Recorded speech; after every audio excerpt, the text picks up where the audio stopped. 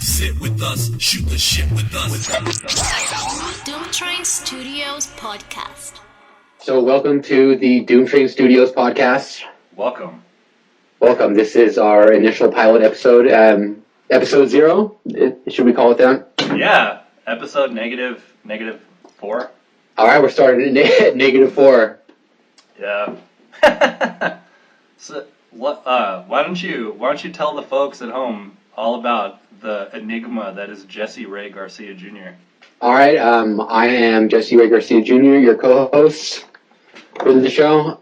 By day, I am a modest legal marijuana vendor. Drug peddler. And by night, I am artist / starving artist. Emphasis always on the starving. Artist and a starving artist. With me, as always, is my co-host, Michael Muranaka. Go ahead and introduce yourself, buddy. My name is Michael Muranaka. I'm an expatriate. I'm Japanese, half Japanese. Jesse and I have known each other for a good 10 plus years since like high school. That's why we're doing this whole thing. We're both from a small town in Southern California. Now I live in El Salvador. Well, yeah, that's my life in a nutshell. how'd you end up out there? I went on a kind of business trip, and I met a really, really hot girl, so I was like, damn, I'm gonna wife that, son. And then I just got on a plane and came back, and I just stayed. So I'm actually an illegal alien. Like, yeah, that's nuts, man. I kind of remember a little bit of that timeline, but shit, that was a lot. It seemed like forever ago. Yeah, man, like end of 2010. Yeah, that's nuts. Yeah, we're all gonna die soon. All right, so glad to have you. We will be your co-hosts in this show. So what would you say this show is about? Well, my thinking is it's kind of like it's just for Doomtrain, you know. We're trying to put together a lot of projects right now. We're trying to talk about, besides the projects that we have going on, what's going on in our life, in entertainment, stuff that we like. Just share it with the world, you know. You know, yeah, the best of two guys just kind of fucking around, I guess. Yeah, there you go. the simplified version, yeah. So, how's your morning going, man? Good. I've been waking up early and like that's my morning routine. Is I wake up while my wife's still asleep and play video games. So last night after we got done talking, dude, there was some gunshots like right outside my house. Do you live in the hood? Like it's kind of like we're on the borders of like where it starts to get weird. Now you can just kind of like point from our house. And you're like, yeah, it kind of starts to get weird, like kind of around that house. So you're like pretty much just like in the perfect observation area to where nobody messes with you, but you could see all the shit going down. We're a little close to where it starts getting real. Like they're in the house opposite in the alley from us. So like they're like right across from us, maybe like a few houses down. Is there like hooligans or what? Like gangs? Yeah, man, they must be running a fight club over there or something. Like they'll be having these crazy loud parties, and it sounds like they're yelling at each other, fighting and stuff. And last night it sounded like they were just shooting at each other, like 3 different guns. Like we had a shotgun, and then after that, like 3 shots from another gun, man. And then like someone emptied like a clip of like 6 bullets from a smaller gun. Like, do you think they were mad at each other, or do you think they were just like celebrating? Yeah. We're getting pretty close to 420 and then Cinco de Mayo, so I mean. Yeah, I guess people get pretty passionate about those holidays, man. Yeah. Just nobody even knows what Cinco de Mayo is, I think. Do you guys have like a 420 equivalent over there? Like, well, like not too many people smoke. Well, like there's a bunch of like little cholo, the equivalent of a cholo here. Like people smoke like dirt, and like I guess more sophisticated people like talk about 420 on Facebook and stuff, but it's nothing here is that big of a deal. Yeah, I guess I should state that I'm based in Denver, Colorado, and I'm pretty sure everyone knows by now that it is For the record. more or less like the weed capital of the United States. Yeah, right. Actually, yeah, right now you're in like green Mecca. Legal green Mecca. I guess Legal green Mecca. that's a better assumption, Yeah. a safer assumption to make. Yeah, and that's nuts. Being in the industry, just we sell weed, man. So come holler at your boy. Yeah. A lot of people are cannabis cups coming up. Do they have a cannabis cup in Denver? Yeah, that's where yeah. No way. Have you been? No, man, I'm actually. That's the funny thing. I thought, yeah, now that I'm in the industry, I'll be cannabis cup and shit. But it's like, no, like you still have to work. So. Oh no way. I'll be at the store this year. Hopefully next year I'll be able to. Yeah, you would think it'd be like. To me, it almost seems like it'd be like a trade show. Like everyone would just close up and then open up something a cannabis cup. But it is, but a lot of people. You want to keep a lot of stores open because there's a lot of people coming into town that just want to buy weed. Oh yeah. The tourism is nuts this weekend. Do you know like people that have gone to Cannabis Cup or like what goes on? I'm still kind of pretty new to the industry, so like, I work with people that have been in the Cannabis Cup or growers that have had a hand in the Cannabis Cup. Personally, nothing that I've worked with has been there, but we're shooting for it. Does everyone call it the industry?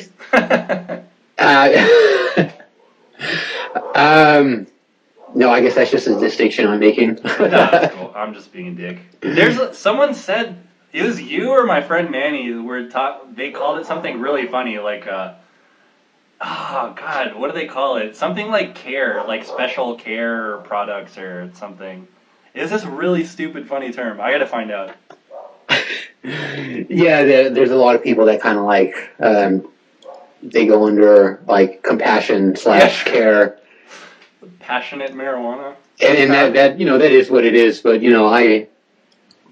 we're selling weed. Yeah. It's like we don't have to have these pretenses anymore. It's that's what I think's funny about like the Cannabis Cup too. Is everyone tries to make something really serious, but like they still have the same stupid jokes like 420 smoking, blah blah blah, blunt man and chronic type jokes. I don't know how much smoking is going to be going on this year at the Cup. I heard that they were cracking down on that. So you can't smoke in the street. It's not like that. Last year I heard that there were people that were smoking. At the convention, you'd walk in and it'd be like the Cheech and Chong movie, like just like the solid like wall of smoke you walk into.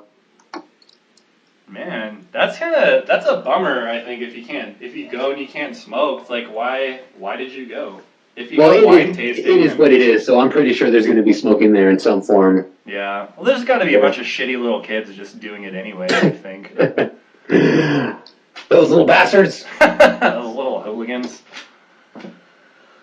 So what you've recently developed a pretty life-altering obsession with Reddit. Yeah, it is currently become like the downfall of my life. You can pretty much find just about anything. If there's a random topic on your head, off the top of your head, there is there's a corner of Reddit dedicated to that. Yeah, even like obscure stuff, right? There's like groups for everything, I think. Yeah, here, let me hit the random button. Let's see what comes up. All right, so magic, as in like Penn and Teller. Type magic. Inspiring words by David Copperfield for any modern stage performer or content maker. Man, whatever happened to David Copperfield? He did all kinds of crazy stuff that like David Blaine was doing like before David Blaine, and then it seems like he was the shit back in the day, right? Yeah, he made a train disappear on stage. Back in 1990 something. Yeah, I used to like watching David Blaine because I obviously am not a fucking magic aficionado, but he would do street magic, and then if you did any 2 minutes of research, you find out that all the tricks he did are super old. I feel like David Copperfield was the last generation of the big The big stage production magic where, it was like a big music number. They had like choreographed dancers and shit. And it took like 10 minutes to get to the trick that actually lasted like 2 minutes. Yeah. It's like it's like that South Park. Wasn't that a South Park episode where they were talking about magic and it's like fucking David Blaine like burying himself under the ground for like a week? Yeah, and then he like eats his own head. Yeah. I love that, how that's magic now. Yeah, well, he kind of like, he went to the streets. He was kind of like, yeah, I'm like raw with it now. The Eddie Murphy of magic. And he made like coins appear behind like Ethiopian kids' heads, behind their ears and shit.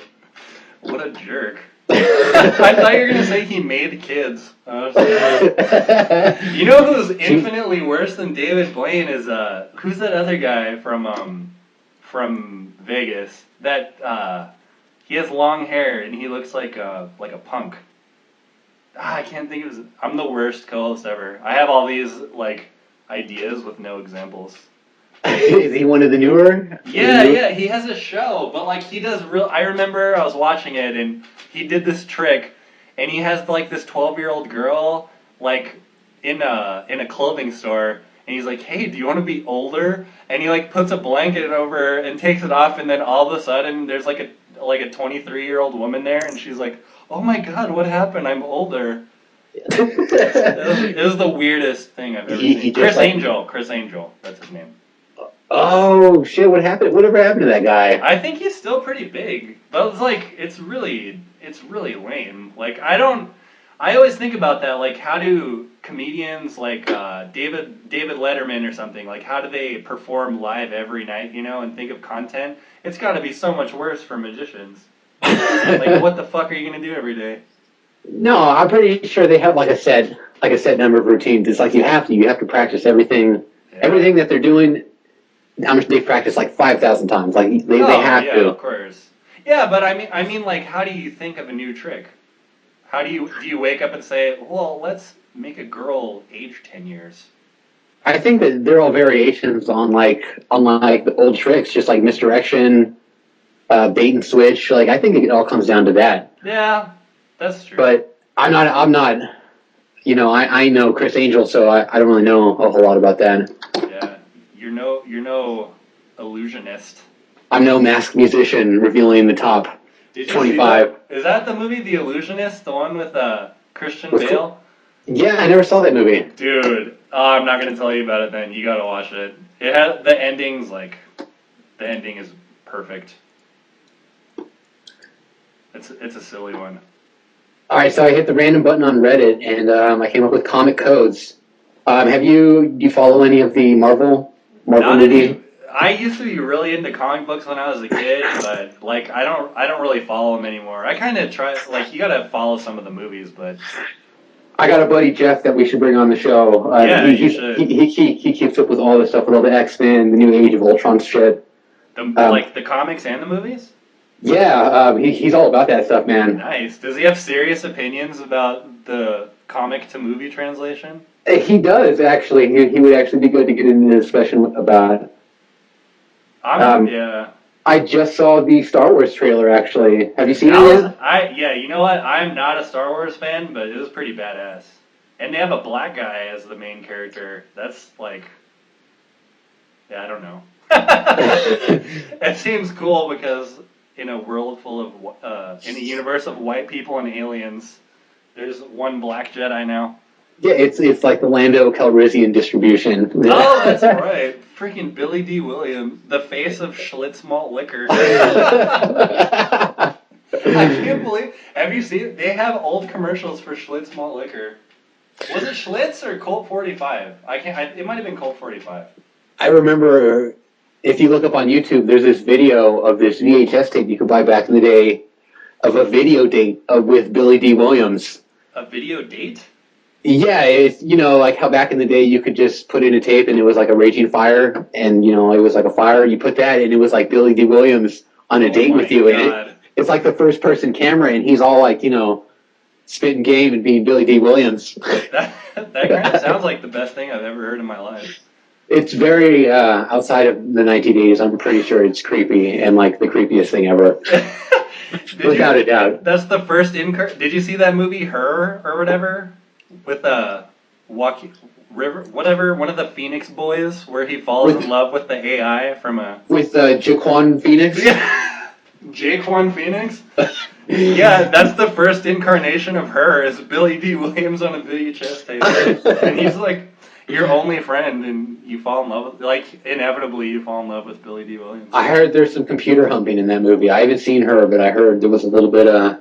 Oh, my God. A little bit of action? Yeah, can I give you the spoiler alert? It's not like a hardcore spoiler. So, like... Well, so spoiler alert for anyone listening. Yeah. Go ahead, you have clearance. The 2-minute rundown is... She's pretty much the best AI ever that, like, learns everything about you and, like, suits herself to your personality. And she's, like, she's pretty much sentient, so she, like, has her own feelings and stuff. So they have surrogate bodies. Because, like, the guy in the movie is not the only person who's, like, falling in love with this thing, like everyone does. So they hire a lady to pretend to be the girl and, like bone down. Because they pretty much, before that, they pretty much have phone sex.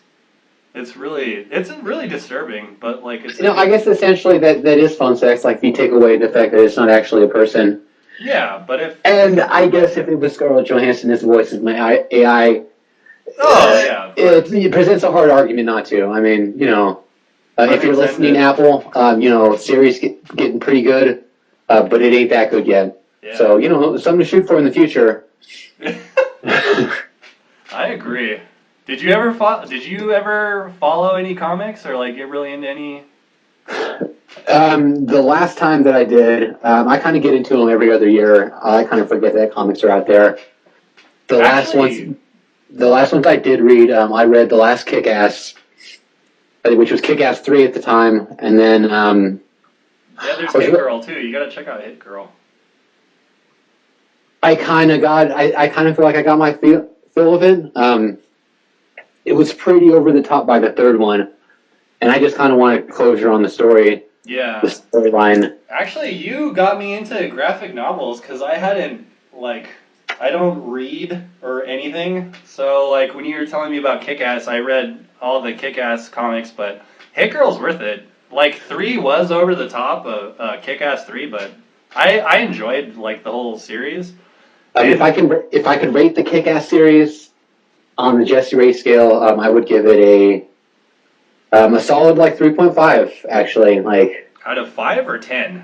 Out of 5 stars. Oh, I was gonna say. We should extend it to 10. That gives a little better context. I would give it a solid 7.5. I think I'd give it an 8. I actually really enjoyed that one. That's fair. Yeah, dude. I was gonna say Luther Strode. We were talking about this too. Their new one's coming out really soon. It might have come out already. You know what? I fucking love Luther Strode. I would give that a 7.75, maybe an 8. I'm a little bit harsh on the grading scale, but yeah, no, that's cool. You know what? I would give that an 8. Actually, that was. What's your criteria though? Like, I kind of got a feeling that you were really into, like, the gratuitous violence and stuff. Like, what? Like, when you say that 8, is that like the story, the art, everything? See, gratuitous violence really needs a good context. Otherwise, it's just gratuitous violence, and then it's really. Yeah, maybe not gratuitous violence, just excessive.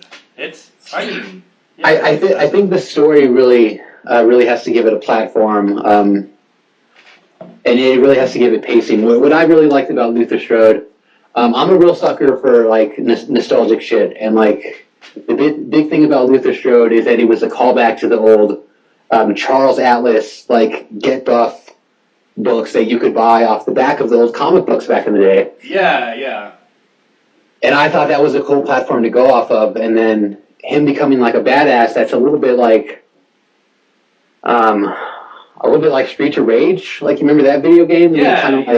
I didn't even think about it that way until you started talking about it. There's a lot of stuff like that. Like, when we were kids, like, movies and TV shows where there's, like, a loser that...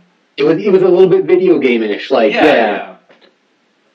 Actually, like, talking about violence too, I think the violence makes sense in Luther Strode, and like it was like over the top in Kick-Ass for sure. Yeah, Luther Strode was your classic berserker kind of character. You know, once he put on the mask, you know, it was just indiscriminate. He just fucking he just tore people's arms off and then hit someone else with him.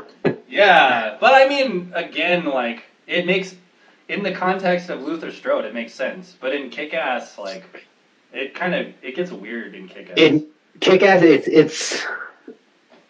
it's a little tough to sell because it's kids. Yeah. Doing it like it would be like my younger brother in like high school telling me, he's like, yeah, man, I go out and, you know, I break noses at night. Yeah, sure. And sometimes people kick me in the balls, and, you know, that's just how it goes now. I coincidentally have a metal skeleton now. I got the shit kicked out of me. And that's up with me. I wanted to bring that up too. I actually don't like I like Kick-Ass, but I don't like the character of Kick-Ass because they talk about this in Batman, that in the whole universe of Batman, like if Batman never started fighting crime, then none of the enemies would exist. Like they make this argument that if Batman didn't exist, there would still be crime, but there wouldn't be all these supervillains that are trying to rise up and take him down and like affect the city. I felt like that with Kick-Ass. Like I hated the character of Kick-Ass. He was like Walter White in Breaking Bad. Like he started the whole like I want to be a superhero because I'm tired of getting my ass kicked and I'm tired of this crime. But like by the end of the series, like all these people are saying like people are dressing up as superheroes, which is a thing that would totally happen too. Like people being on social media, like bragging about like being a superhero, like Kick-Ass, all this stuff, and it's all because he did it. You know what I mean? I totally agree. Yeah, they fed off each other and like.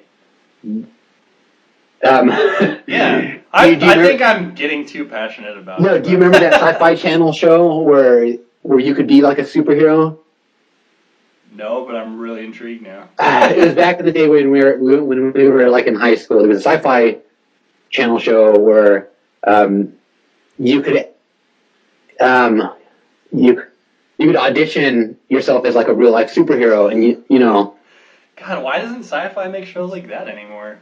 They gave them like scripted like oh, there's a girl lost in the park, but basically like they would give them an area of patrol, and then like in not telling them, they would kind of like script an event to happen. So there would be like a little girl lost in the park, and then like the fucking guy would come in his fucking his like neon color crotch hugging jumpsuit, and like, you know, he'd have to find out what's going on. But I'm pretty sure it was scripted. Like if it was a show, of course, you know, it was scripted. Otherwise, there would have been a murder. I mean, yeah, their insurance would have been through the roof. Like, and in Kick-Ass, yeah, that's what happens to those guys, man. Like everyone associated with him starts getting killed. His dad gets killed. You know, everybody. But like if he would have never started like fighting crime, then like all these random people wouldn't have died. Like the motherfucker would have never existed. Yeah, seriously, man, that's just nuts. Like, so take it for what you will. Kick-Ass 7.5. Yeah, I'm changing my rating to 7 now. Luther Strode 8. Definitely. Yeah, Luther Strode too. Like has more of a fantasy element, which I like too. It's not yeah, granted, his family does get ripped apart, but yeah, you know, whatever. Your family's gonna get ripped apart when that stuff happens. So. Yeah, both of those highly recommended. Back on topic. Video games. What are you playing right now? Oh man, I just finished that really crappy. Actually, I got Injustice, that comic book fighting game. That one's really good. I actually really liked it, and the online's pretty fun too. Like to go online and have some like German kid kick your ass.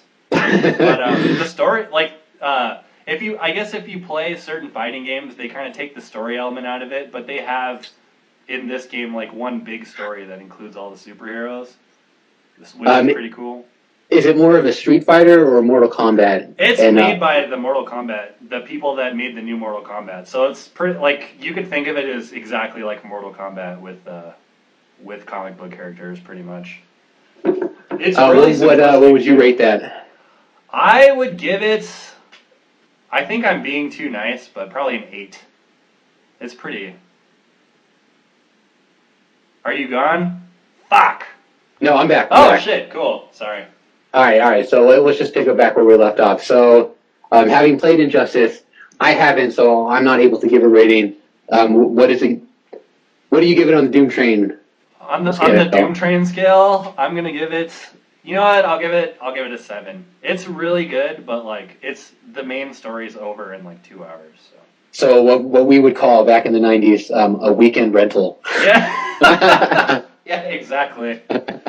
That's terrible that we're gonna lose that as a frame of reference. Yeah, shit, you're right. You know, they brought back rentals, kind of like they're trying to do that Netflix for video games, but on PlayStation they do now, actually. You can get like Xbox games. Yeah. And then they have GameFly where you can get games every month. Yeah, we should probably edit that out.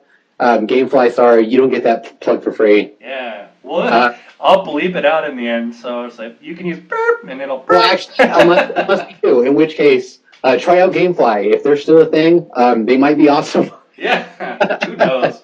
Yeah, PlayStation does this weird thing where you could pay, like, money to download a game and play it for, like, a week or something, too. They're trying everything. Unfortunately, I have not been too active on the gaming front, which is kind of a shame. I really need to get back into it. That's cool. Well, you play games. Are you still doing Minecraft, or what do you? I am playing the shit out of Minecraft. If anyone plays Minecraft PE, get through us through our email or something. I could use someone for slave labor on this coal mine. I'm digging. I thought you were going to say I could really use some slaves. So that's kind of how I got introduced to that game. I had a friend who was really into it, and when I'd come over, he would kind of make the pretense over, yeah, come hang out, you know, we'll smoke out, we'll shoot the shit. And then it always ended up being, let's get high, and then you can help me dig out this mine. and you could do what I tell you for my benefit. So yeah, Minecraft became synonymous with the game called slave labor. That's the in parentheses title is slave labor.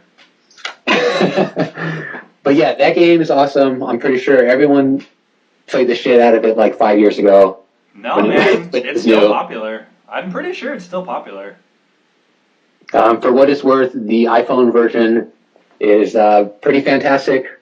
I haven't played the full version, so I can't really give a comparison, but for the features that are on the iPhone, you can play the shit out of it. Is it hard to play? Because, like, you've sent me screenshots, and it looks like you press, like, arrows to move, like, on the screen, or?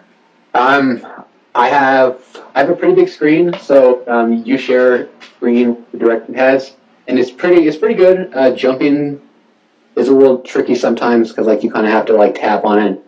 But for the most part, you're able to get around, do your shit. Yeah, I would think fighting's even pretty difficult, like, on the version I have. Like, do you get killed a lot?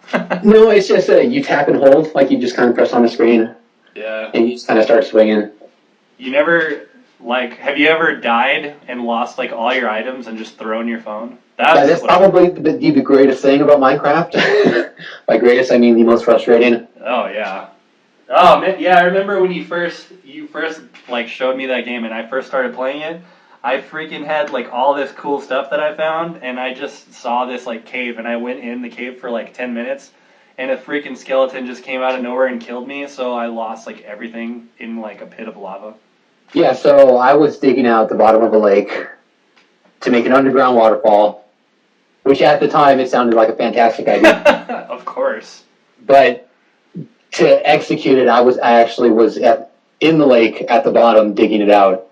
Probably not the best idea. I probably should have gone from the other way. Yeah. And I drowned and subsequently lost all of my items. And so I deleted that game, and we don't talk about that anymore. Yeah, I'm surprised there's no, like, you don't hear about Minecraft, like, suicides or murders, like, in the news. That's probably the most calming game. I've ever played. The PC version the Xbox version has great music. It's just more or less just kind of like ambient. Yeah, it plays out of nowhere. It's nice. The music's really good. I like it. Yeah, so anyone that wants to play that game, The iPhone version, the PE for the iPhone version, functionality-wise, taking all that into account, I want to give it a 7. I think with a couple updates, it could easily be an 8. Overall, I give it a 7. Replay value 8. Oh yeah, that's like that game's all about replay value. Pending future developments, which they've been pretty good on so far. How often does it update? Would you say? We just got an update maybe like a month or two ago, and I think that was the first update in maybe about 3 or 4 months. But it's kind of, I'm not too sure about that, but it seems like it's every so often. Dude, you want to get into some weird news? Let us get into some weird news. You know what? Your fucking weird Reddit news? I just love how the first headline is police shoot pregnant woman in stomach with AR-15. That's the worst visual. That is an unfortunate picture that they have to put next to that headline. The smiling family picture. All right, let's see what's new. Some of those aren't weird news. Yeah, this is more like moderately odd. Yeah, they should. That's a really misleading title. I like the 14 million bees one. That one's weird. Oh, I heard about that. We lost about $90,000 worth of bees, which I didn't know there could ever be that much bees in one place to count as like a monetary amount.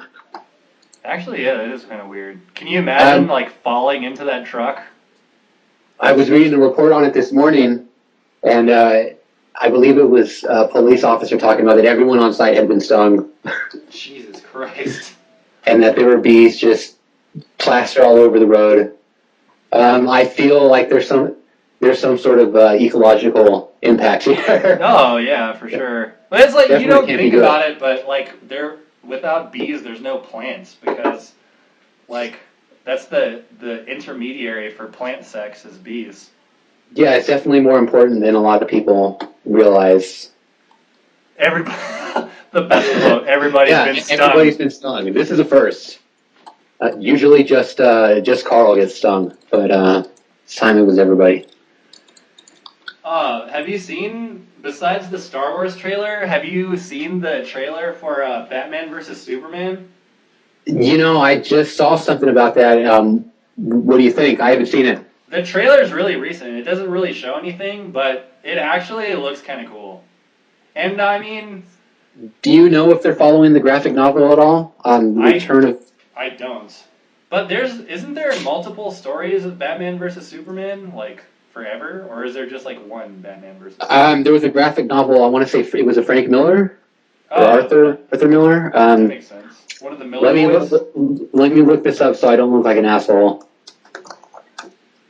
The trailer is pretty interesting, and I think Ben Affleck as Batman's really weird, but it actually didn't look terrible.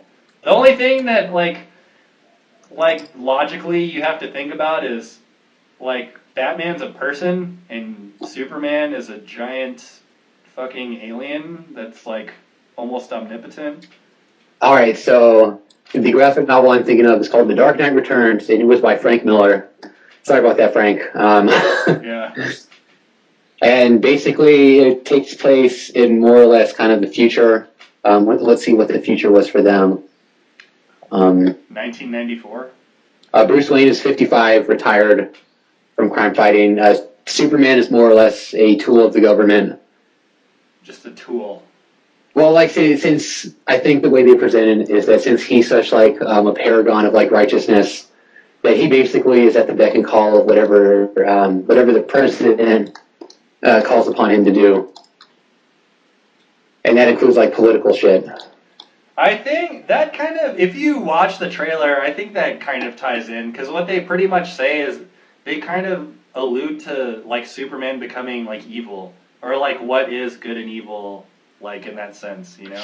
They're hinting towards. No, I'm sorry, I'm thinking of something else. Yeah.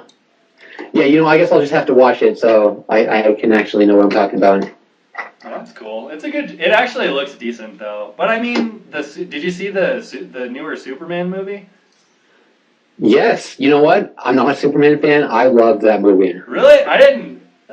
Just my opinion, but I didn't like it that much. I like the sort of darker, not outwardly good Superman. If that's a proper description for him. Yeah, it was kind of funny too that his dad was the Beautiful Mind guy. What? Eating your. All right, you have to talk about this. And I'm not sure if we should run religious stuff in the news. I'm not trying to cause another international situation here. But if you do happen to eat other people in another country, you should know that it's probably weird. Jesse's over here still looking at weird news, and we're actually getting to weird news. Yeah, I didn't know this was weird news. Yeah, we're past the slightly odd now.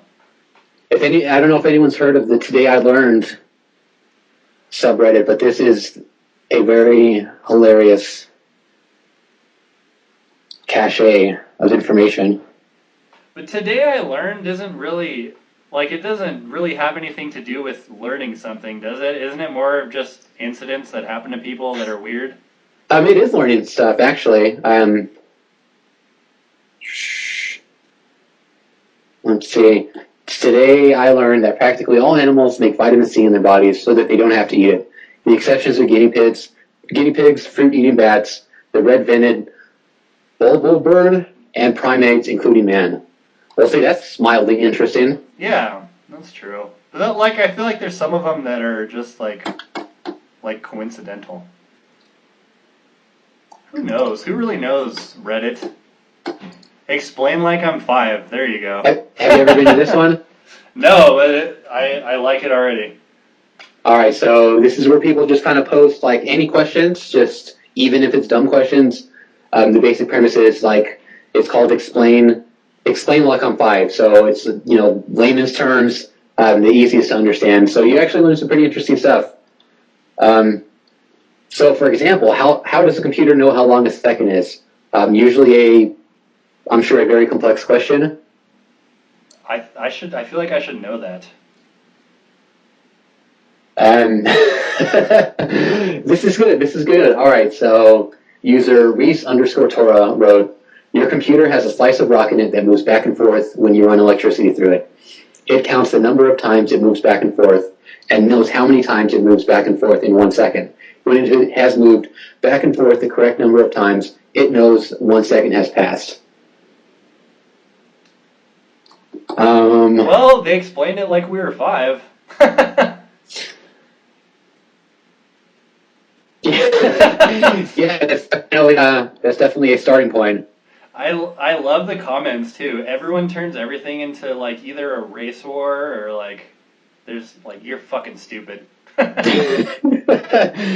Someone's got to drop an F-bomb. Yeah, these people brought up Pokemon somehow. Oh, I guess that makes sense. It's a race to the F-bomb.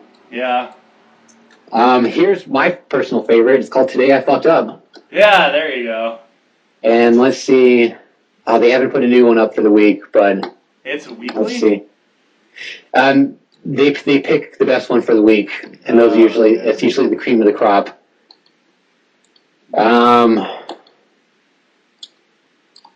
Peeing on my daughter's head. All right, this sounds. All right. This is concise and short. So, so here we go. I posted this as a reply to a thread about awkward child phases. And I'm sorry, this was posted by Froggy905 at Reddit, not me. So that's a good stipulation. Jesse did. I don't pee on kids. Yeah. But I realize. All right, so back to this. But I realize that this is definitely a fuck up of mine as well, meaning him, not me. All right, so it starts. I'm a parent to an almost 2-year-old girl, getting ready for potty training. She is very interested in bathroom stuff and we are trying to keep her interested so we can be successful with potty training. That means my wife and I leave the door open when we go. My daughter used to stand by the door and watch. However, she's getting more and more curious. She wants to see what comes out of where and where it goes. Oh, no. So she is right out in our business when we are in the can. Literally, she'll try and force herself right into watch. So recently I was groggy in the morning. I went to take a pee. Standing up, peeing, and my daughter came in to watch. Yada, yada, yada. She leans over to see where the stream is going into the bowl, and I pee all over her head. Peeing on my daughter's head. Hey, guy, how about a too long didn't read somewhere next time for that? That was a big waste of my time. I'm going to have to give you a downvote for that one. Damn. Well, decent story. Could have used a summary. Could have save myself about 2 minutes. You're a serious Redditor. It's unfortunate that they give us the liberty for downvoting because this is what you use it for. Oh, man. Like, the only thing that comes to mind is if you were a 2-year-old girl, like, wouldn't you, like, be frightened by seeing, like, a dad dick? Hopefully that's not something she'll be describing to a therapist later. Yeah, seriously. That's like, wasn't that Star Wars where that giant worm, like, chases him through space? All right, that was weird news. That was weird news, and we're all really sad. We've covered movies and video games, rants. I actually have like 10 in my head of rants. All right, so let's go to Michael Muranaka. No, I'm just short and sweet. This is like something I think about all the time. Is that podcasts I feel like podcasts are like fucking Apple's way to like monopolize something that's not a real thing. Just because all a podcast is somebody putting a fucking MP3 on the internet. I don't know who started calling podcasts, but they're not a real thing. When you say it like that, you kind of make us, make me feel like a dick. Yeah, it's a show. It's just a show. It's like a thing. Like, they just gave it, like an app on a phone. An app is an application. It's just a program somebody made. That is true. I will admit that there was a point in my personal timeline where I didn't know that there was, I thought there was a separate distinction between an MP3 and a podcast. Yeah, that's what I'm saying. Like, I thought there was too, but then I looked at it, I didn't know. I thought it was like a certain kind of encoding or something. But I think it, like you can get podcasts through like iTunes, right? That's probably where it came up, I bet. Yeah, I think what ultimately led to that was that you were able to download the cast after it had actually aired. Yeah. There might have been like an actual like live element to it. Oh, yeah, that's true. But it's still just a fucking MP3. Yeah, it's more or less a live show that you can download the MP3 to later.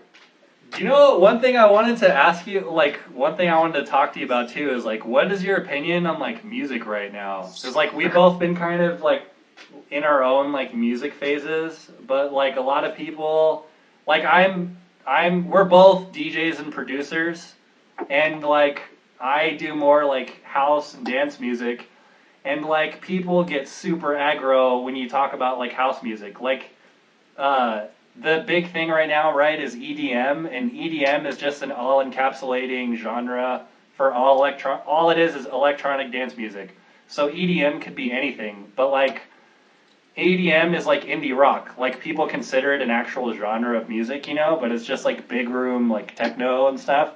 You know, it is the indie rock of electronic. Yeah, exactly. Like, it's not a real thing, it's just that people made it, like, a tangible thing, I guess.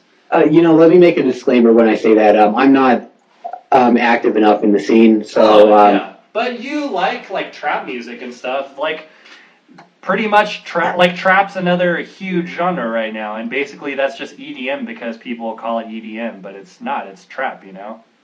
I did admittedly come off of a period of time where I was sort of an asshole about the music I listened to, and when I say that, meaning I kind of pigeonholed myself into just listening to like the same albums over and over again, which isn't a good habit. Though, I think.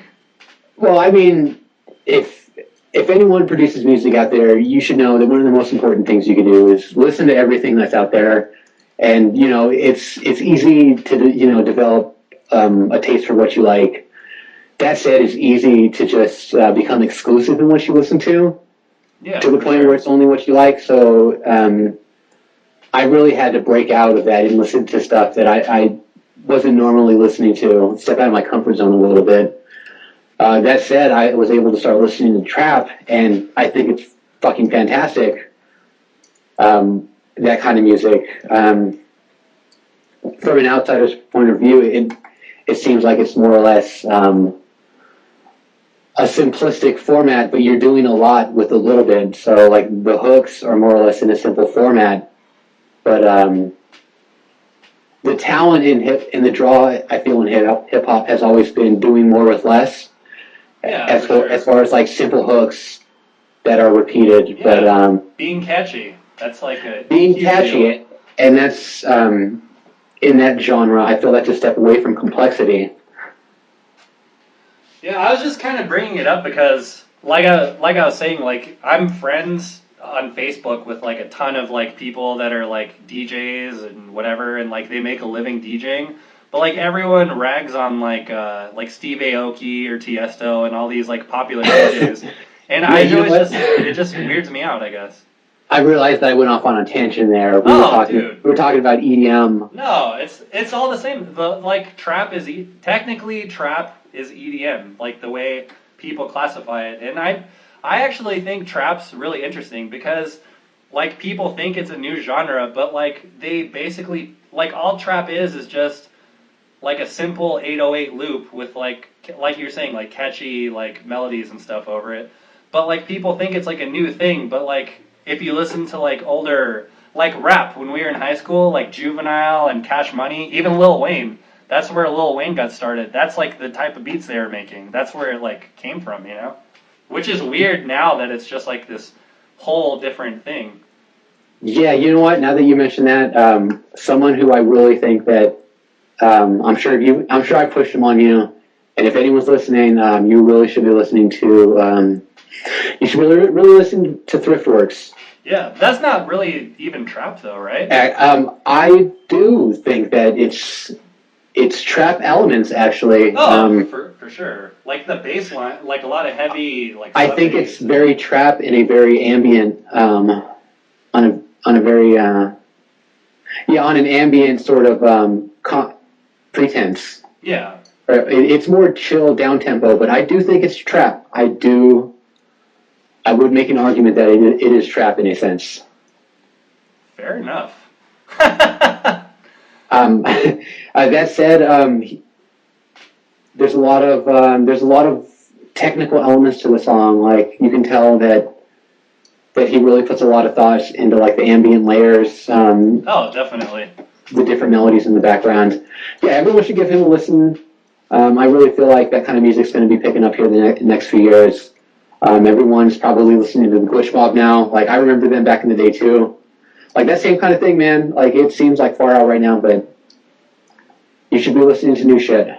Yeah, for sure. I'm not, like, bringing up the whole EDM thing. I'm not even trying to be provocative. I guess in the end, I just feel like everyone should be allowed to like what they like, and it's not about the whole stupid underground versus mainstream argument and, like, it's like the new racism. Like people just like hate each other because they it's like a song the last platform for racism. Yeah, it's funny too because like they're complaining that kids like don't understand like EDM and like where it came from and stuff. But it's bullshit because it's a bunch of kids, like 90% of it is kids doing E like in a huge venue. But like what were these people that are DJs complaining now doing when they were that age? They were doing the same thing, you know? Yeah, man. They were those stupid kids. I think as you get older, you have to relinquish kind of your hold on the scene. For the younger generation, like they will come into it and they will point it in the direction that they will be headed into. And it's just, I don't know, I think that's how culture works. I think you're right.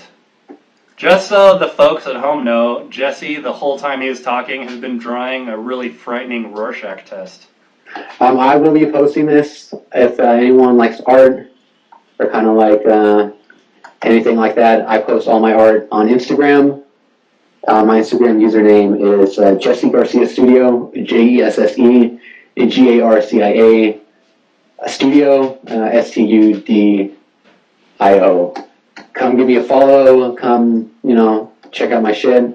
I do commissions occasionally. I occasionally do it legit. Dude, not starving artist work. Yeah, sometimes the starving artist has to eat. Sometimes, so if anyone sees anything that they like or wants something done, holler at your boy. We'll talk about something. Yeah, we'll definitely put all those links and stuff in the description because it's fucking impossible to remember what you just said about the link. Hello? Did I cut out? Jesse. No! Are you there? Hello. Hello? Jesse, are you there now? Yeah. Oh, yeah, shit. we're good. All right, we're back. Sweet. Yeah, we'll fix that in post. Do you want to take a break or do you want to keep rolling? I'm feeling either or right now. I think we can keep going. I think we're probably at a good position to wrap it up here pretty soon, right? I had one here. Let me see what we had on the agenda. Yeah, we haven't talked about what you're smoking, your personal hobbies, Doomtrain projects. Oh, here, since we were on the topic of video games, I did have something. Let's discuss the top 5, like personal top 5 video games. It doesn't have to be now. I guess let's consider it in the scope of growing up. Like, okay.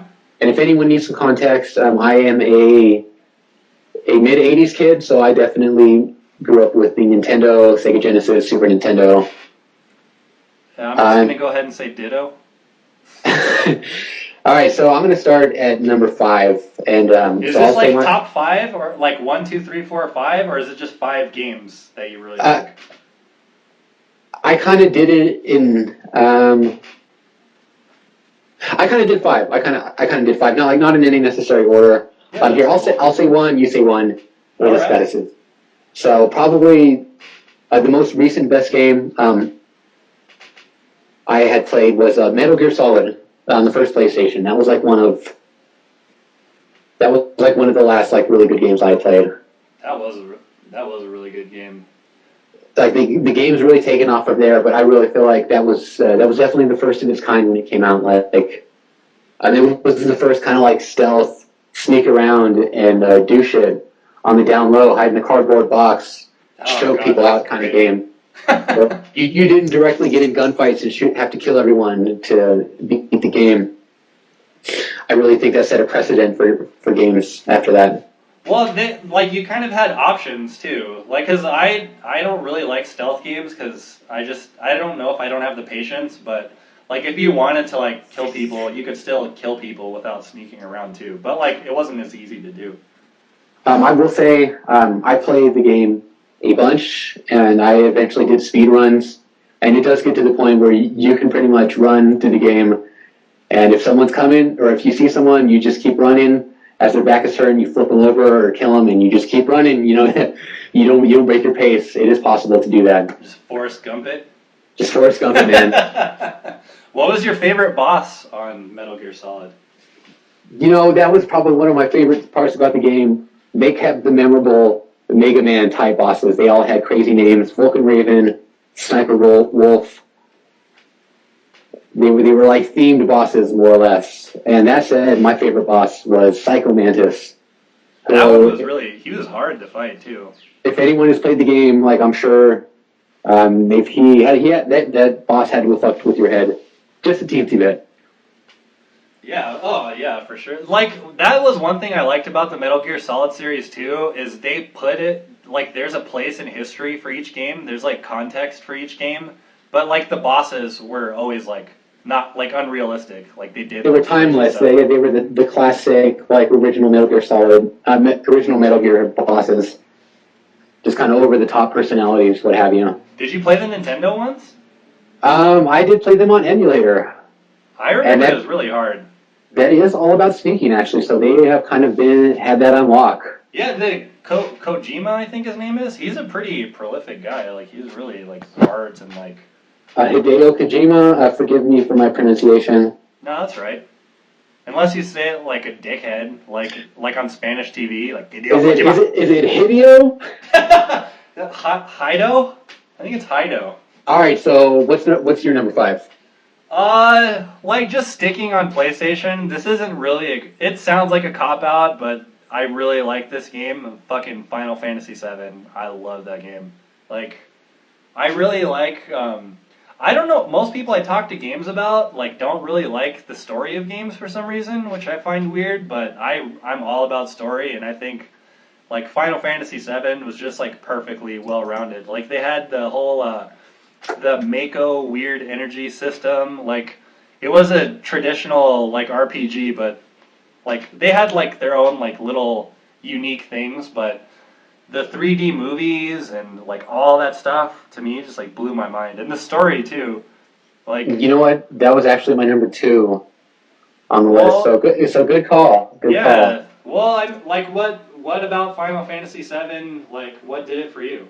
That was actually my first introduction into the Final Fantasy series. When I just had a PlayStation, I didn't have too many games, so and I wasn't too into RPGs, so I really wanted to take the plunge and get something good.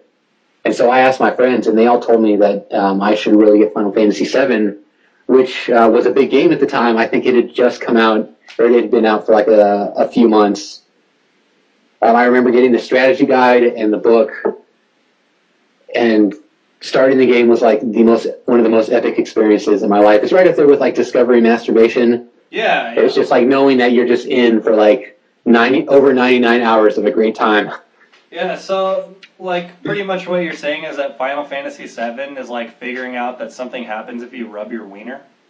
Exactly, and then you can do it for 99 hours plus or till, the clock can't clock time anymore. And I think that's fair. Actually, you know what? Another really good PlayStation game that I would say like would be in a top 5 situation is Parasite Eve, the first one. That game was like, that was a fantastic. yeah. Do you remember they billed it as the cinematic RPG? Yeah, it was and wasn't, but I mean, like At the time, it definitely had a very large ratio of cutscenes to gameplay. So actually, yeah, that game's more like story than gameplay. I want to say they did deliver on the cinematic front. Yeah, for sure. And like there's like the horror aspect of it too was cool. Like it wasn't just some typical like fantasy story. That said, my number 4 was Sonic and Knuckles. I didn't play that one too much. Which I consider to be the pinnacle of the Sonic the Hedgehog console run series. Nice. What? Like compared to the other Sonic games, like what did it do for you? I think by then, most people have played Sonic 2. That was for a while. That was the game that came with your Sega Genesis when you bought it. That was my favorite shit, I think. Which firmly established Sonic the Hedgehog as more or less like a staple character in the Sega stable. 1 was pretty popular, but 2, I really think had the exposure for people to be like he was the Mario for Sega. Yeah. Like I'm pretty sure I can say that. Yeah. They really sold him as that, and so by 3 they had introduced Knuckles, the third character, and 3 was my original pick for favorite because I really feel like that had big replay value as well as 2-player value. Not only could one person be Sonic and one person be Tails, you can go through as one player and play just as Tails and have like a little bit of a variation on the storyline. He always did kind of get screwed. He never got a proper ending. Sonic and Knuckles the one where you put the game in and then you put like Sonic 1 or 2 or 3 like on top of it? This was the deciding factor in making the list. Like that gave you so much replay value. You were able to take Sonic 2 and 3, hook it into the game, and then play those games as Knuckles. That's pretty nuts, actually. You could play Sonic 2 as Knuckles, or if you put Sonic 3 on Sonic and Knuckles, you got the greatest Sonic game that I think you could get on console, which was Sonic 3 and Knuckles, which means you played the entire storyline from the beginning of Sonic 3. You had a new storyline kind of tying the third game to Sonic and Knuckles, and then you got to play through that, and then you got a big ending. Knuckles, like, because they all kind of have their own, like, feature, like, move that they do. Knuckles could glide, right? As everyone knows, as all echidnas do in the wild, he glides through the air. at about 2 miles an hour, as natural echidnas are known to do. Fucking common knowledge. Fucking common knowledge, guys. Come on. I mean... Yeah, like the way you described it, I actually feel like my whole childhood is scarred now because I played Sonic 2, but I never got to play Sonic and Knuckles. And you'll never have the console to, like, hook that shit together either, man. Like, fuck, I feel bad for you, man. I mean... Yeah. I don't tell a lot of people that their lives are over. Yeah, but you could safely say, like... But, I mean, you know... You might know if your life is over if... Yeah, so just so everyone knows that this is going to be the first and last episode because I'm going to set myself on fire right after we record. Before you do go out like that, how about you give me your other game? Oh, crap, I thought of one and I forgot. You know what? One of my, like, there's like 2 games that I really was like dying to play before they came. Oh man, now that I think there's so many good Super Nintendo games. I want to say Earthbound, but like Super Mario World, the original one, was like such a freaking good game, and so is Donkey Kong Country also. Like I don't Super know Mario World was actually my number 1. Oh, dude, let's talk about Super. Like we're on this weird wavelength right now. Let's just go with it. The Super Mario World is brilliant. Oh man, that game. That's the only game I could say that, like, without guides or anything, I got the star, like, 96 or whatever. Like, I played that game so much that I got, like, everything. That was really one of the first games I remember talking about with my classmates to find out about shit in the game like that Star I should World. be doing.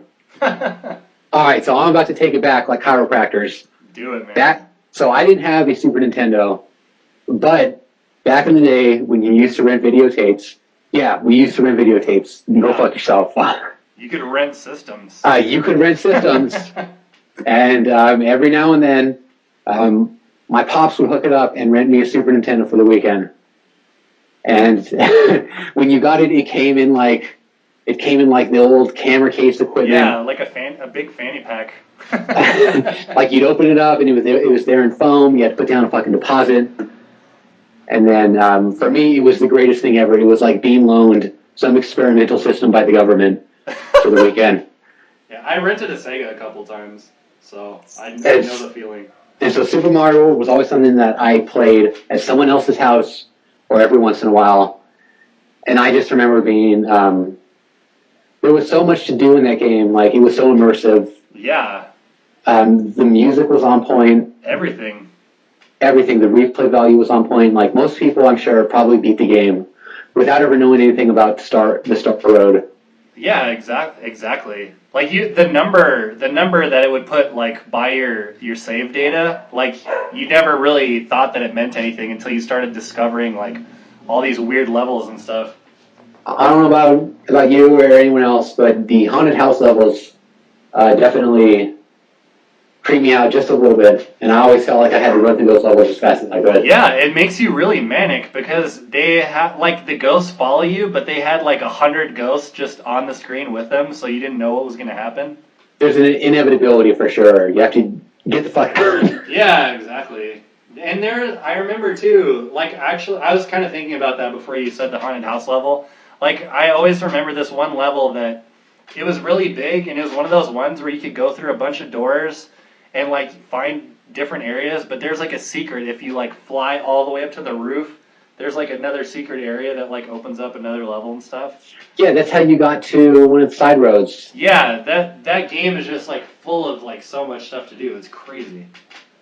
Yeah, so I'm sure there's going to be some people out there that were too fucking young, or they were in negative years, not even born yet, but we had some good games back then. Yeah, I don't even know if you'd enjoy it. Like, if you were born, like, in the 90s and you don't know, like, the old, like, 2D side-scroller games like that, I don't even know if you can enjoy Mario. Speaking of 2D games, the last game that was on my list was Castlevania Symphony of the Night. I haven't played that yet. I really want to, like, you and my friend Chase have been telling me about that, so I really need to, like, get that. One of the best, if not the best 2D. Is it? Would you say it's like like Metroid or Super Metroid?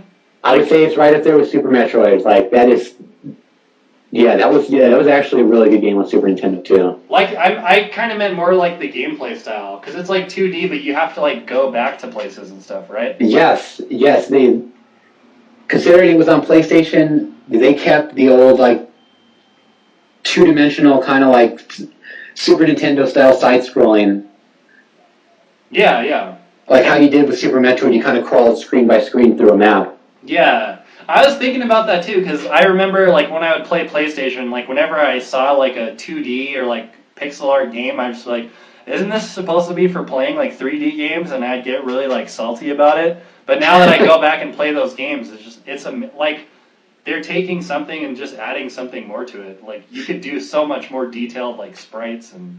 Yeah, they're basically doing the best, like pushing the envelope a bit, like because it's on the next platform, so they're able to, What do a is little bit it of stuff. about that game for you? Like the bosses or the story or? If anyone's a fan of Castlevania, you'll know that more or less the stories all tie together somehow. Yeah. And really big selling points for the Castlevania games, I want to say, are the characters are usually badass in some point, and the music's usually pretty good. And a lot of like that kind of the old school '80s kind of butt rock Yeah. shit. Like it'll always have a home in those kind of games. Yeah, for sure. Like Contra type music or something. Symphony of the Night, being able to have CD quality music really put it over the top. With, yeah, for sure. A fucking solid soundtrack. I mean, I still listen to that in the background. Pull it up on YouTube. So, like, that game, too, like Metroid, like, you had to find new weapons and stuff like that, right? Yeah, so there's the main castle. That's 100% of the map, and you always have a running tab of what percentage of the map that you've revealed. And there's secret rooms and all of that contribute to the 100%. Once you beat the game, you unlock the upside down castle, which is attached to the main castle, and now you have to get 200% of the map. No way. Yeah, and that's variations on the same level, but entirely flipped upside down. Great. Man, that's a lot of foresight, I think, in making that. I want to say it's been a while, so yeah, big replay value. There's a weapon equipping system, and there's a ton of weapons, secret weapons in that. There are secret moves that you can do with button combinations. You can throw fireballs, turn into a bat. And not all of them are obvious, so there are some secret moves in there as well. Crazy. And there's not like a move list, I'm assuming? No, it's just like Super Metroid. Like, if you want to know one of the secret moves, you got to figure that shit out for yourself. God damn. Like, do you remember the secret moves for Super Metroid? No, I don't. So once. All right, so anyone feel free to email me and correct me on this if I'm wrong. My memory might be a little hazy. I do remember the power dash was once you got the missiles and the dash. Yeah, like run through everything super fast? You could get your dash charged up, and then once you start showing after images, you push down on the D-pad, and then your character starts flashing, and then if you press jump right in that window, the character pauses for a second, you push a direction, and the Samus goes flying off in that direction, breaking through blocks, and accessing any secret areas. Yeah, I remember that, but I don't remember like how to do it or anything. I remember that was like one of the coolest things about that game is just like how you access the secrets and shit. I think if you did the first half of those motions, and you had super missiles, if you did a button combination, she would form like a protective cocoon around herself, and you would start trading in missiles for health. Your health meter would go up as your missiles would drop. Jesus Christ. Yeah, there was some secret shit in there, man. You should take a look at it. Yeah, that was like one of those games that I rented a bunch of times too. That game was really hard too. Did you get the secret ending? Or I don't think I ever beat it. Like if I ever beat it, it was because someone like wrote a password like at the end, and like I just played the last level, but it was like impossible. Gotcha. Still good replay value. You'd probably want a controller to get the most out of it. Oh, for sure. All those games I listed, I would give solid 8s, with the exception of Final Fantasy, which I want to say was a 9. So that begs the question: are there any games that Jesse Ray Garcia gave a 10? I think, given the 1 to 10 scale, there can't be any games that would be a 10, barring the perfect game. One game that I want to say, in recent memory, one that I think I might give a 10 was BioShock Infinite. That game is fucking brilliant. Like, it's such a good game. I hear so much good stuff about that game, but I have not played that game, so... Yeah, I can't really tell you anything about it without giving away. It was pretty perfect, though. It was really good. And I wanted to bring up, too, like, I never played Castlevania Symphony of the Night, but I played the shit out of Castlevania 64. I loved that game. Like, I spent so many hours playing it. I will say the Game Boy Advance and like the DS versions were very good. As Castlevania well, 64 or Symphony of the Night. The Castlevania games, they had a few Castlevania games, and a Super Metroid game. Well, it was a separate Metroid game. It was Metroid Prime, I think, that was on Game Boy Advance. Those were very good games as well. I think the GameCube ones, I think there's a Wii one too. I think one of them was based on the Super Nintendo one or something. It was like supposed to be the same story, but like in 3D. I can't remember. The GameCube had the first-person one. They had a first-person one, but I think it was supposed to be based. Metroid Prime, yeah. Oh, okay. Wasn't one of them the story is supposed to be the same as the Super Nintendo one or something? Yeah, that they re-released the original one on DS or Game Boy Advance. Oh, nice. Hell yeah. That was good as well. So, any last video games you want to throw in there? I went through my list. I think I paid homage to a fair amount. Homage? Homage.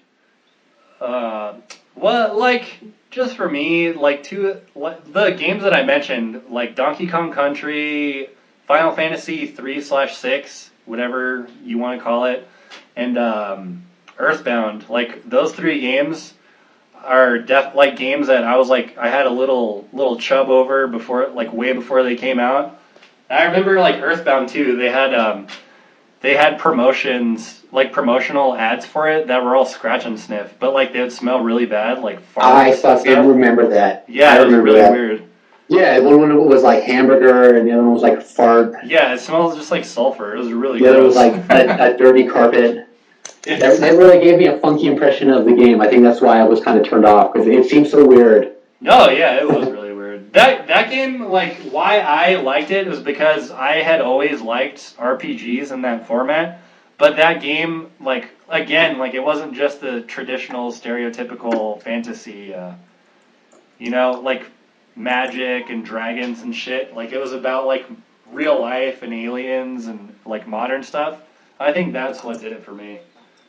And then, like, Final Fantasy 3/6, actually Chrono Trigger too. That game was I think you could say for Super Nintendo, Chrono Trigger I would say is a 10.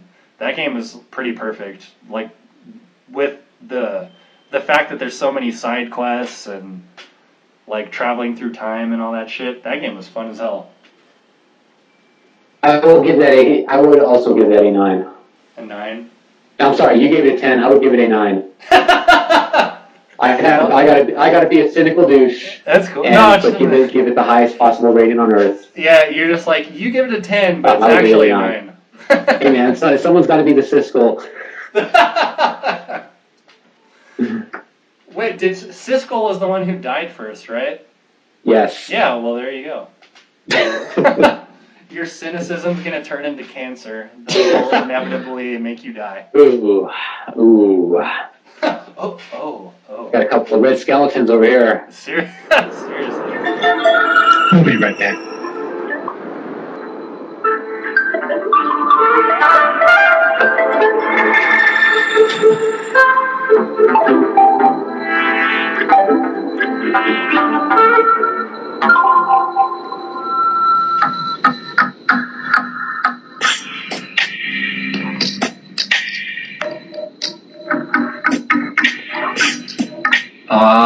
Yeah.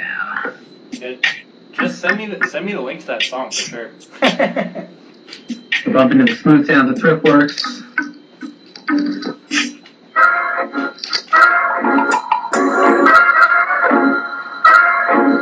I'm just getting myself settled in.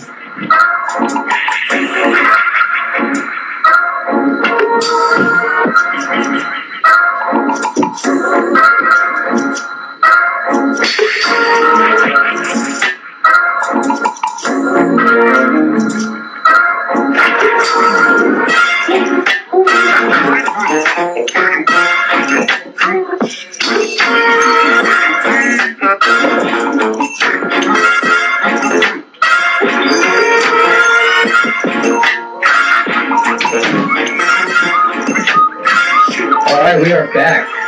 Doomtrain Studios Podcast. Alright, so considering we are just on episode 0, we're going to try a few things for our closing. So I would like to start with dab time. These are Dab, talk. dabs. If anyone's in Denver, come and try some of our legal marijuana. Make sure to try our concentrates. So what are you smoking right now? I am currently smoking some. I have some shatter from my roommate's dispensary. Does he work on a different one? He works at one in downtown Denver. I will not say the name until I'll clear it next time with him if I say the name, but it is a fantastic dispensary. I don't think they can get mad at you. It's like your opinion. opinion. Alright, then I will say, if anyone's in downtown Denver, be sure to check out Ballpark Holistic. Their store is fantastic, and their concentrates and flower is pretty top notch. I hear they're also Cannabis Cup winners, so. That nice craft of marijuana. The nice craft of marijuana. Alright, that said, I'm going to take a dab, so if you want to say something, I will be predisposed here for a minute. Nice. Let's just enjoy the music, I think.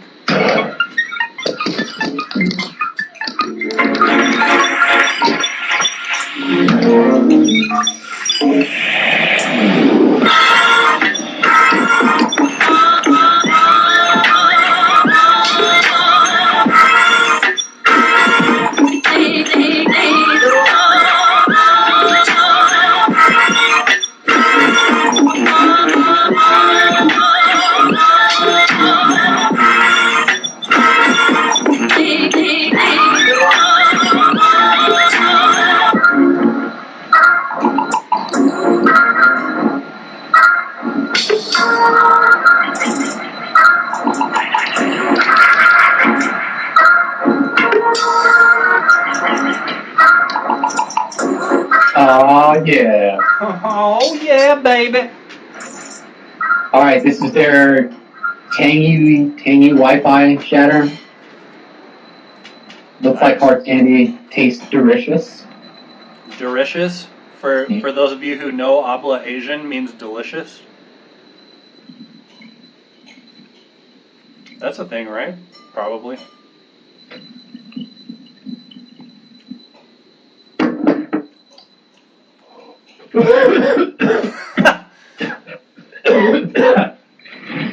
Just like a bitch. That was tasty. Was it pretty harsh, or just hit you? Hit you like a ton of bricks?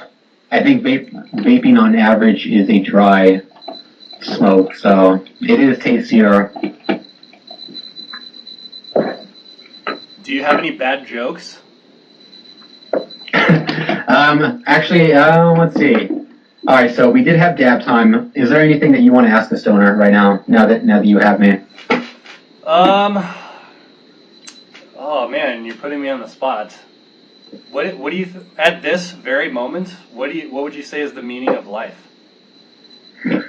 I really think that you have to enjoy yourself within. I don't really want to say moderation, but it is sort of like moderation in the sense that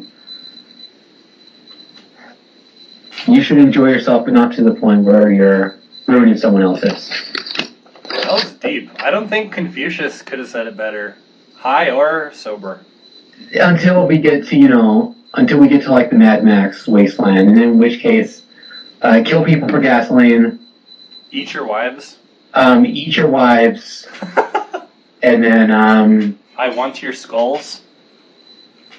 yeah, wear a lot of leathers, and then just ride around with your friends and eat people. I think. Yeah. I think people get a bad rap as far as eating people. I think you could put soy sauce on anything and it'd taste good. All right. Do you have any closing remarks? You want to end there? No. Anything you want to end with before we move to the bad jokes? I feel like we should end with some bad jokes. Yeah, for sure. The only thing I want to add is in the coming weeks that we do this podcast, we're definitely going to be talking more about the stuff that we're developing. In particular, our first game, the Jesse and Michael show, it's going to be like a classic RPG. We're making headway. I think it's gonna be really nice.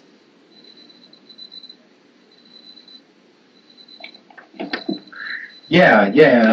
Everyone, look at the links for what site did you post our video game on? I'm sorry, IndieDB. But there's nothing up yet. That's also something that there will be more information on soon. Is our website, doomtrainstudios.com, and IndieDB, we're going to have more information, and all those will be linked to our website. Do you want to plug any pages of yours, like for stuff you do on the side, like maybe your font website or your Facebook page or your music?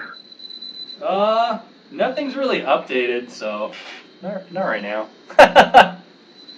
Here, I'll plug you for you. If anyone wants to check out some awesome minimal house, some really nice chill shit, be sure to check out Michael Muranaka on SoundCloud. I believe. Correct me if I'm wrong. Yeah, so you have stuff on SoundCloud correct? And also Bandcamp. Bandcamp? Yeah, I think Bandcamp. And I'm giving Skype a 1-star Yelp review. Yeah, what the fuck, Skype? I mean, seriously. Where were you when we needed you? You didn't even save Batman's parents. I know. When my dad walked out on my family and left us to fend for ourselves. Where were you, Skype? Yeah. Alright, so yeah, make sure to check out Michael's stuff. And check out Jesse's art. If any of you guys want to check out my stuff, I'm trying to get back into music, and you can check me out on SoundCloud, under the New Drop Era. I think soundcloud.com/the New Drop Era, and you can see what I'm doing there. If you want to check out my art, you can go to my IG, my Instagram page at Jesse Garcia Studio. We'll put that in the links, and you can see what I'm doing there. Hell yeah. I'm currently working on a new series of stickers based on pixel art and videos. So we'll see how that goes. Do you want to hear my favorite bad joke? Yes, let's hear your favorite bad joke. Why do seagulls fly over the sea? Why is that? Because if they flew over the bay, they would be bagels. That was on the Breck show, actually. It's the best joke ever. Pretty good. It's pretty good. That's definitely a bad joke. Do you have a favorite, or are you looking on a list? I'm taking a look. I'm going to tap Reddit, and as usual, it is very hit or miss. All right, we'll close with Jesse's bad joke. All right, so the bad joke today for Reddit bad jokes, April 18th, 2005. What do you call a donkey with 3 legs? What's that? A wonky. Holy shit! Now that that's my bad joke. That was pretty funny. I like that one. Well, thank you for listening, everybody. That was the DTS podcast, episode 0. All right, if you like what you hear, be sure to visit our website. We'll probably be setting up a Twitter account for our tweets. The podcast as well. That just kind of seems like the natural progression of things. So, so yeah, stay tuned, see what we do, and we will be back. Sweet. I'll just cut it right there. All right, and we'll play some music out, and here's where we go. Do you wanna? All right, guys, we'll see ya. Do you want to send me the links to those songs, or do you want to just play it like you're playing it over the thing? It doesn't matter. Oh, yeah. So if anyone's still listening, or if we decide to keep this last part, you can find Thriftworks stuff on Bandcamp. I believe he has all 3 of his Fader, Fadist series available for download. You can pay what you want, so don't be an asshole. You know, pay something. Pay $5 for each one. You know, he's really out there kicking ass. So. Have you ever met him? No, I'm just a big fan. You've been to the shows though. You never just like went and like touched his butt. No, I'm not really in like that. You never threw him a room key. I'm a bit of a fangirl, I guess. So you know.